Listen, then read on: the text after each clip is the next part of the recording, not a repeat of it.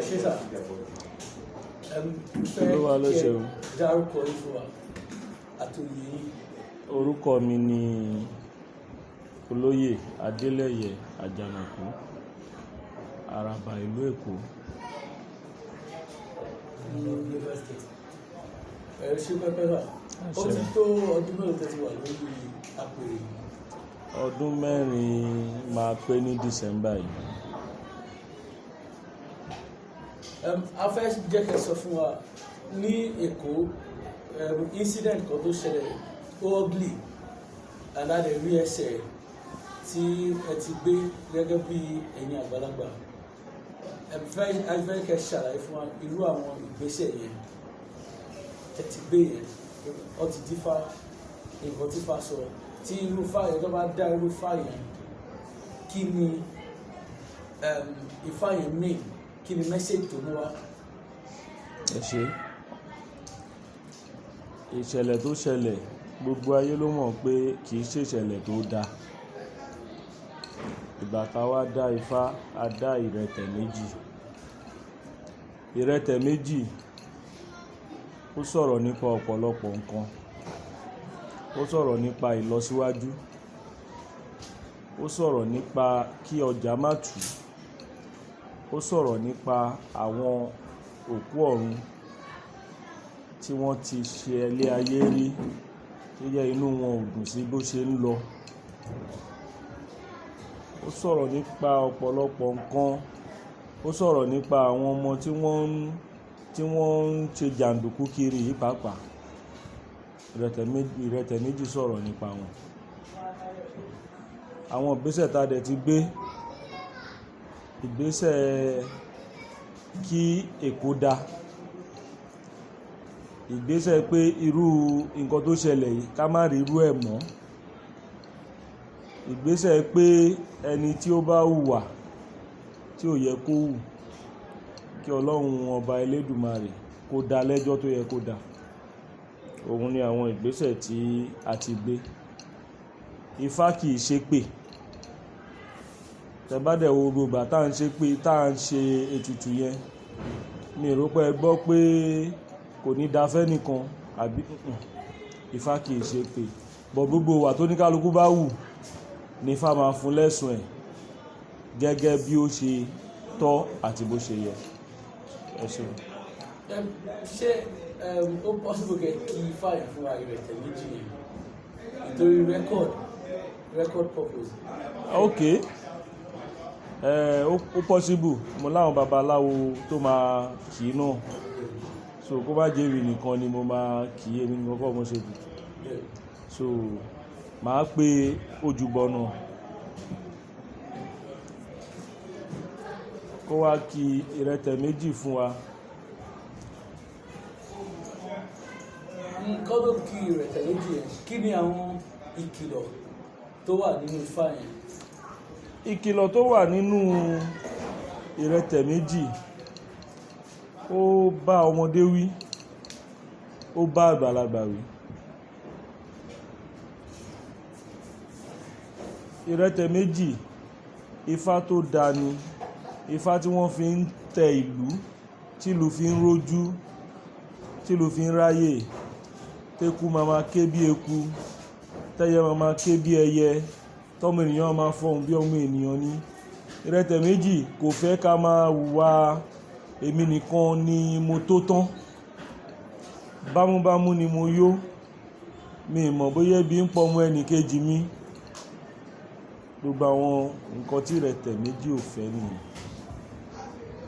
Ìrẹtẹ̀ méjì kò fẹ́ ká mú kan mọ́kàn. Not ìrẹtẹ̀ méjì gbogbo du fáàsì o, kò fẹ́ ká mú kan mọ́kàn. Ifá kan wà táwọn kan máa ń dá, wọ́n á máa kìkìkúkì pé ó máa jalè ní Ògúndábèdé ò ní kéèyàn jalè. But ẹni tí ó bá nírú Ifá yẹn, ire á máa yọ fún lọ́tùn lósì tó bá mọ Ifá yẹn tù. So bọ̀ ìrẹtẹ̀ méjì, Ifá tí wọ́n fi ń tùlú, tí ìlú bá le koko, Ifá táwọn bàbá wa fi ń tù ní. òun lára àwọn ìrẹtẹ̀ méjì. Ifá tí wọ́n fi ń pe àwọn òkú lọ́run kán wá bá wa tún ayé ṣe ni ìrẹtẹ̀ méjì. Ibẹ̀ ni Ifá ti ní kí a bọ àwọn ọba tó ti lọ ká ṣe sàárà fún wọn tá dẹ̀ ṣe lénìí.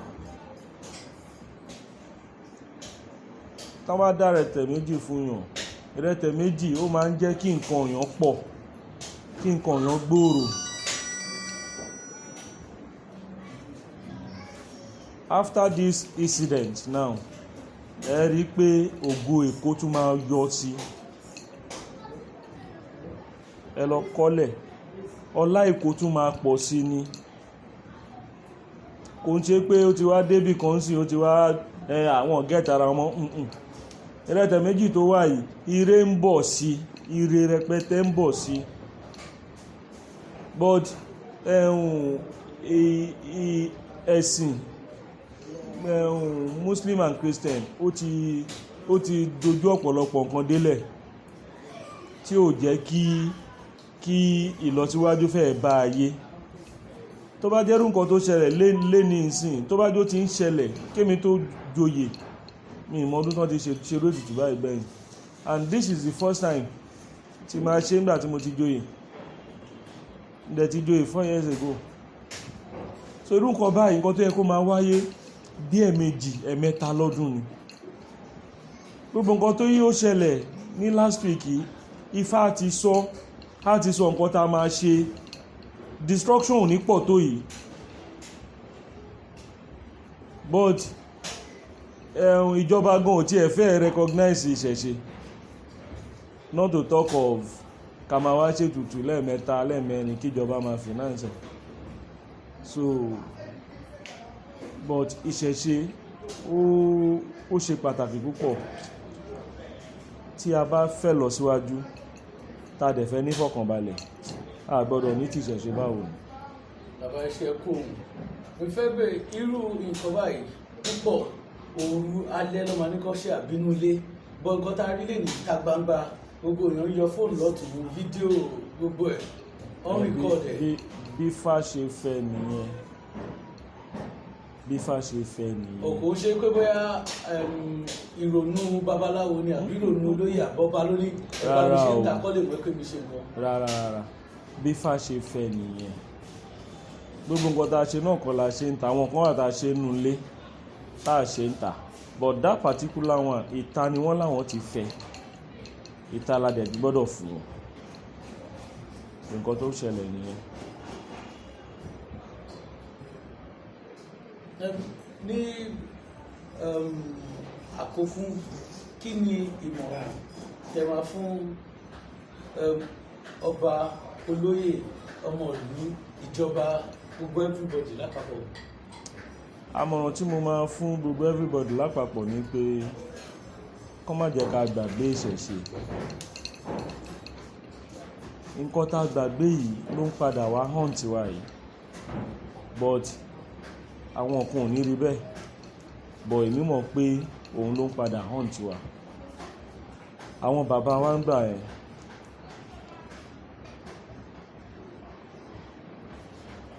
Kò sí ìgbésẹ̀ tán fẹ́ gbé. Tọ́dún bá ti yípo báyìí, bóyá January wọ́n á dáfá. Báwo lọ́dún ṣe máa rí? Ọdún yìí kó sàn wá. Look at a lot of nǹkan tó ti lọ́nu 2020. A lot of things ti lọ. A lot of ẹ̀mí ti sọnù. You know?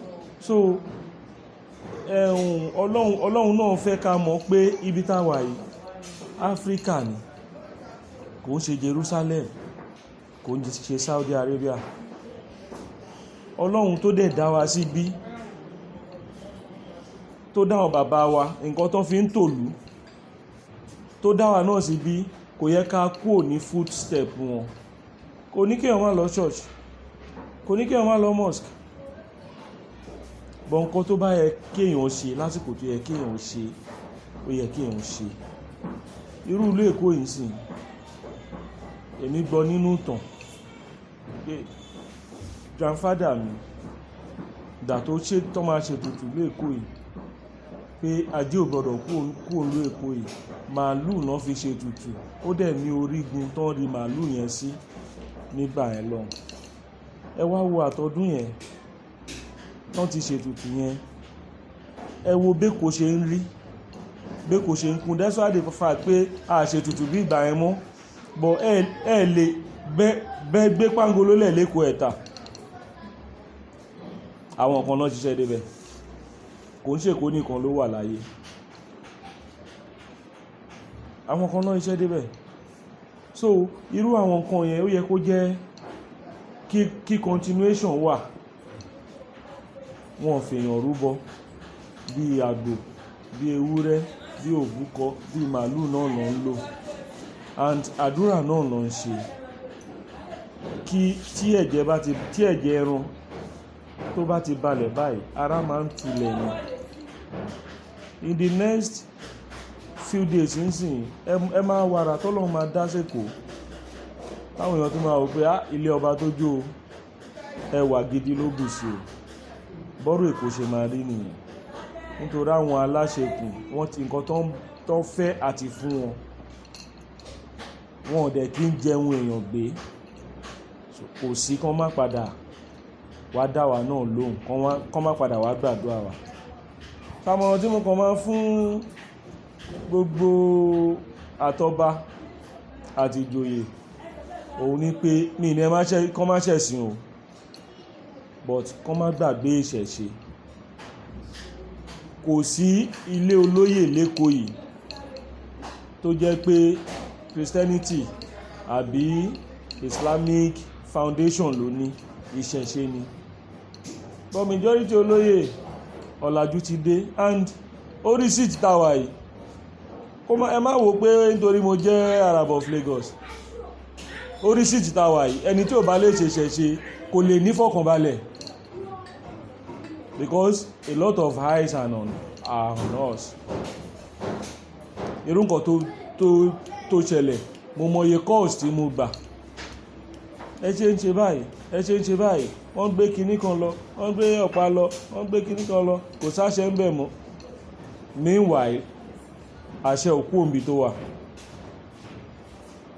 onílùú ò ní jẹ́ ó tú.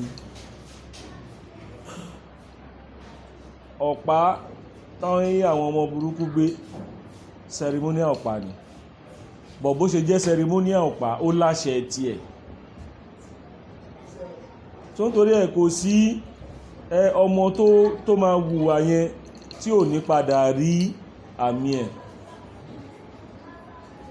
Ilé tọ́wọ̀ tán lùt yẹn, ilé ayé ni, ilé tó ti wà over 400 years.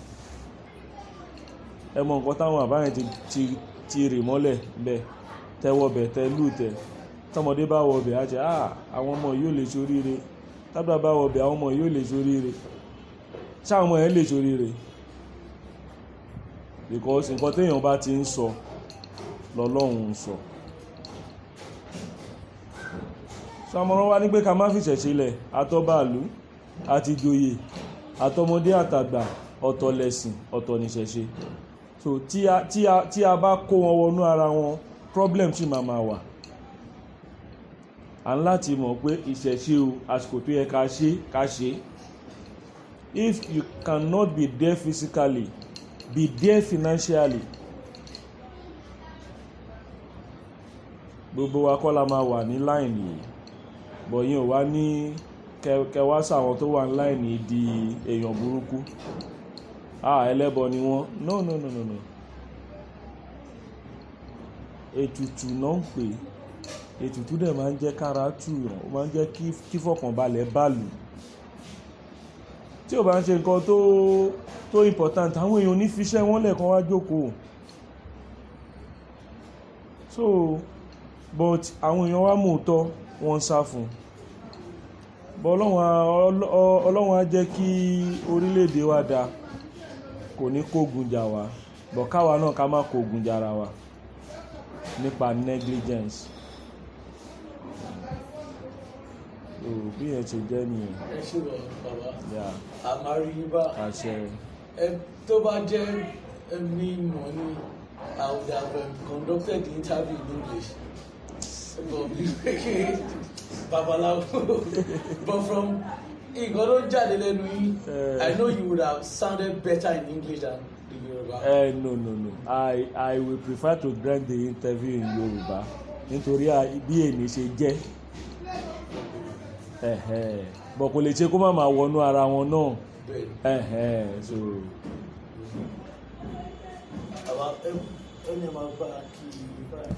Ẹjẹ́ nkì. Ìrẹ́tẹ̀ méjì níbi tó ti sọ̀rọ̀ ń pa àwọn òkú ọ̀run. Àwọn òkú ọ̀run wọ́n fẹ́ ṣe dáadáa fún wa, but àwa a ṣe dáadáa fún wọn.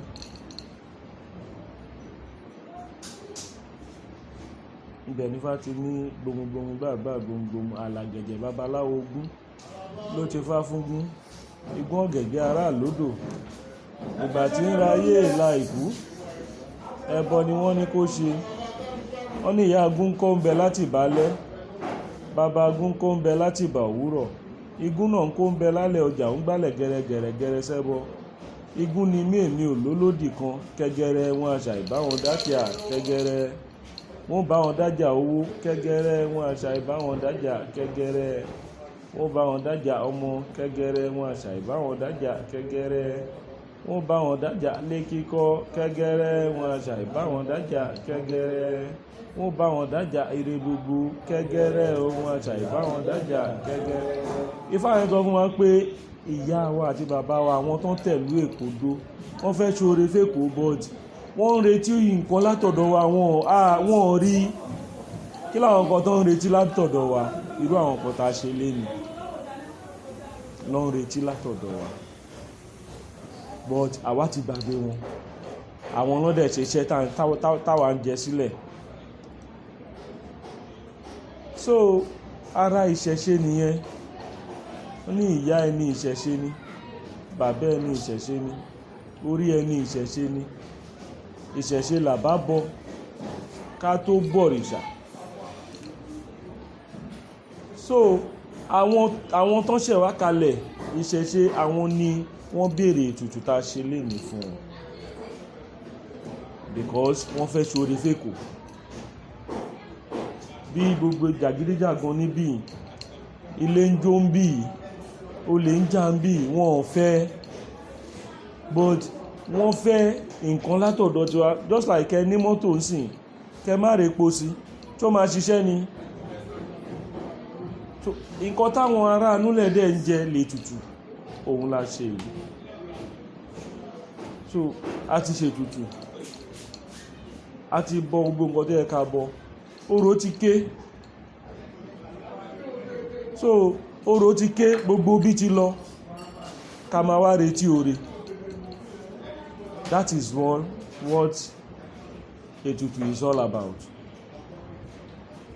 Ó wà significant gan nínú ìgbésí ayé wa if tá bá fẹ́ progress. Mo dẹ̀ máa appeal sí Lagos State Government kán máa wò pé at least ó nípa tó ń kó lọ́dọ̀ àwọn Christianity, ó nípa tó ń kó sọ́dọ̀ àwọn Muslim as well. Kán kópa bẹ́ẹ̀ ní sínú ìṣẹ̀ṣe náà. Tán bá dẹ̀ ń kópa bóyá táwa ò bá rí kán jẹ́ ká mọ̀ pé à ń kópa o, ibi báyìí nípa yín wà o, you know. So ó pẹ̀lú nǹkan tí mo fẹ́ rí essay on traditional matter. No, they don't call him that, they call him essay on chieftaincy matter. Sí governor. So pẹ̀lú nǹkan tí mo fẹ́ bá wọn sọ. Excuse me. Ó pẹ̀lú nǹkan tí mo fẹ́ lọ bá wọn sọ. A lè máa wò kí nǹkan kan máa lọ báyìí. A lè máa wò. Kíní yóò dẹ̀ cost much. Èló la fẹ́ ná?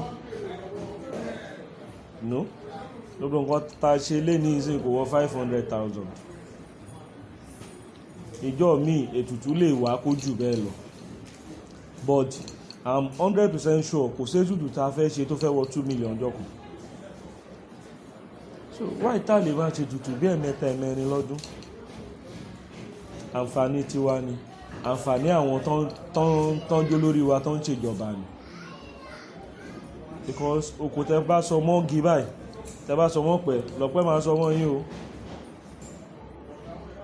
So Ọlọ́run Elédùmarè á ṣàánú gbogbo wa, kò ní jẹ́ kí ìdààmú wàhálà kó wọlé tọ̀ wá lẹ́kọ̀ọ́.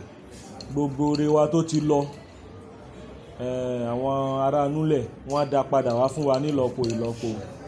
So Elédùmarè á gbàdúrà wa. Bàbá kí n tó round up, ìgbà tá à ń sọ̀rọ̀ lẹ́ẹ̀kan, someone mentioned ìrètẹ̀ méjì ní Èkó máa fẹ̀ sí. Yeah, I said it. Ṣé àti mọ̀bí tí boundary ṣé Èkó Boundary, fẹ́ lọ mú? not about boundary. Not about boundary, but in wealth, Okay. in good health for our people, prosperity. So oríṣiríṣi nǹkan tó dáa mo ti kì í mọ́ fálẹ̀ kan kò yé yín ni Ifá ní òun fẹ́ dájà. Kí ló ń pè ní kéèyàn dájà? Kéèyàn create nǹkan tí ò ní tán fún yàn. So that is it. Irú Èkó yìí sìn tó bá dọ̀la tó bá wọ́n discover gold lọ́nà ní ọ̀nà ibì kan lẹ́pẹ̀, ṣé yẹn ń ṣe. No, ìsàlẹ̀ Èkó ni bàbá kan. No, gold ìsàlẹ̀ Èkó. gbogbo wọn they are under Ìsàlẹ̀ Èkó. Àwọn ò rí bẹ́ẹ̀ o. Àwọn wọ́n mọ̀ bẹ́ẹ̀ gbogbo wọn the rest 4 division are under Lagos division here.